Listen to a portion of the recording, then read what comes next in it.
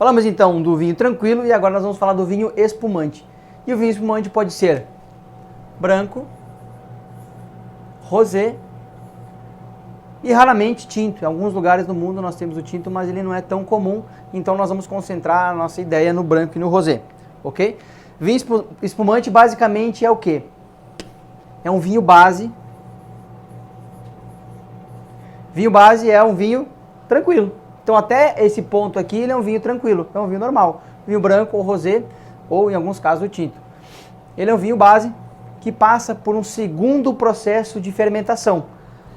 Porém, vocês lembram que a fermentação produz calor, álcool e CO2.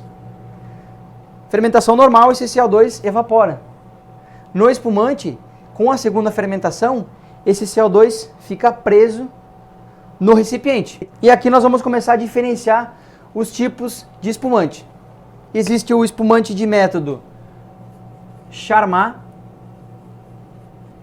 que a segunda fermentação, essa segunda fermentação é feita em um tanque, e existe o método tradicional. Esse método, a segunda fermentação é feita em garrafa. Eu vou começar então pelo Charmat.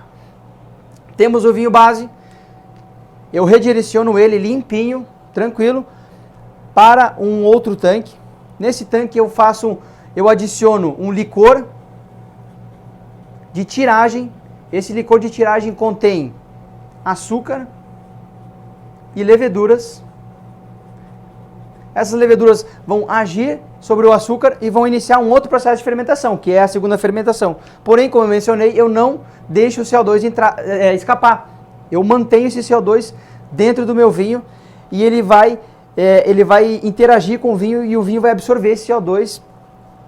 Depois desse processo, eu faço uma clarificação. Posterior à clarificação, eu jogo na garrafa e coloco um licor de expedição. O que seria o licor de expedição? É um licor apenas com açúcar, ou um xarope doce, que vai dar os níveis de doçura do meu vinho. Se eu não colocar esse licor de expedição, ele vai ser natur. Se eu colocar muito, ele vai ser doce. E daí a porcentagem de licor que eu colocar dentro da legislação de cada país vai dar se ele vai ser brut, se ele vai ser doce, se ele vai ser meio doce, se ele vai ser natur. Mas para vocês entenderem, natur é quando eu não coloco licor de expedição, que na segunda fermentação esse açúcar vai ser praticamente todo consumido pela levedura. Então ele vai ficar sem nada de açúcar, uma porcentagem muito baixa de açúcar. E com o licor de expedição eu vou colocando mais doçura nesse espumante. O segundo processo é o tradicional. O tradicional, ele é feito em uma garrafa, ele foi criado na região de Champagne, na França, que também é chamado de champenoise, mas o champenoise é exclusivo para os vinhos que forem feitos em Champagne. Então, todos os espumantes champenoises do mundo são ditos como tradicional.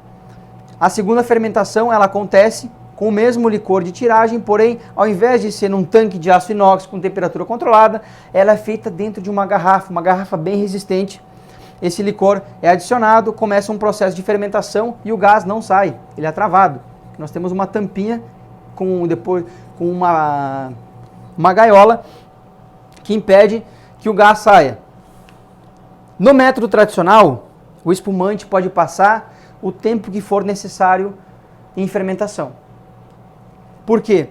A levedura, entrando em contato com o açúcar, vai começar o processo de fermentação, ela vai consumir todo o açúcar. Depois que ela consumir todo o açúcar, ela vai morrer por completo. E ela vai criar um depósito. Esse depósito, conforme o tempo que ela for agindo sobre o vinho, ela vai dando mais complexidade, mais aromas. E esse vinho pode ficar até 100 anos agindo com as leveduras. Existem champanhes que foram descobertos, enterrados da Segunda Guerra Mundial e que se abriu, ainda tinha gás, ainda tinha uma complexidade incrível, porque ele fica vedado, o gás fica ali dentro e há ações químicas com as leveduras mortas e o vinho que vão dando estrutura, complexidade e tudo que se puder imaginar de mais positivo para esse vinho. Geralmente, os espumantes tradicionais ficam 1 a 3 anos em estágio. O enólogo e a vinícola decidem que eles vão botar esse vinho, esse espumante, para venda. Esse vinho espumante para venda. Eles acionam um processo chamado de pupitre.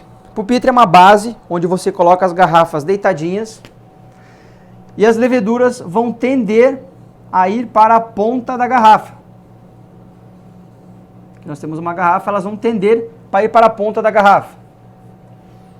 Um profissional, uma vez por dia, faz um giro de 45 graus nessa garrafa, 45 graus, e ele vai girando essa garrafa e as leveduras vão indo para a ponta. Antigamente, depois que a levedura estava toda na ponta, era feito o processo de degorgement,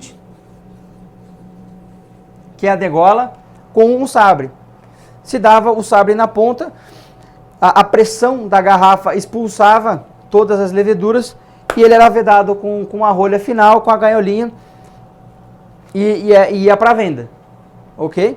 Hoje em dia esse processo é mecanizado, a ponta é congelada a menos 20, 25 graus e essa máquina leva para um processo que adiciona o licor de expedição, que vai definir se esse espumante tradicional vai ser natura, vai ser brut ou vai ser doce.